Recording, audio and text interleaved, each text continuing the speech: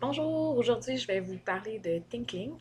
Alors ThinkLink, ce que c'est, en fait, c'est une image sur laquelle on peut mettre des points d'intérêt qui vont faire participer l'élève et le motiver dans ses recherches ou autres. Par exemple, si moi j'ai créé un ThinkLink, alors si vous avez le goût vous aussi d'en créer un, vous n'avez qu'à aller sur le site officiel, donc qui est inscrit ici à l'écran en ce moment. Et puis, vous allez pouvoir vous inscrire pour en faire un. C'est assez facile. Il y a aussi un petit vidéo qui nous explique comment faire. Par exemple, bon, juste pour vous montrer, donc on voit il y a 3 points d'intérêt. Donc, j'ai mis par exemple un lien qui s'en va directement vers un petit texte que les enfants auraient à lire, donc qui est adapté à leur niveau, ils n'ont pas besoin de chercher dans Internet.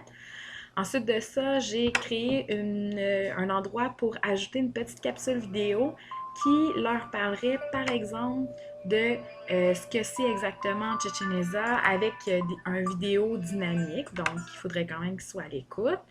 Et là, la troisième chose que j'ai ajoutée, c'est, par exemple, si on veut amener l'enfant à regarder plus précisément un détail de l'image ou des trucs comme ça. Donc, on peut ajouter autant de points qu'on veut.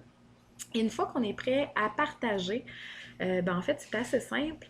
Donc, on a juste à cliquer sur Partager. Et puis, on a le lien qui est ici. Donc, on peut l'ajouter, par exemple, si vous avez un site web de classe, vous pouvez l'ajouter directement, puis les enfants vont pouvoir avoir accès à l'image. Sinon, vous pouvez l'envoyer par courriel et il pourrait aussi être mis en lien sur le bureau. Donc, vous pourriez créer un lien sur le bureau si vous travaillez, par exemple, bon, là, la pyramide Chichen Itza, mais ça va être sur n'importe quel autre sujet. Donc, très, très, très intéressant. Ça ressemble à plusieurs applications dont je vous ai déjà parlé, mais il reste qu'elle est quand même assez simple d'utilisation.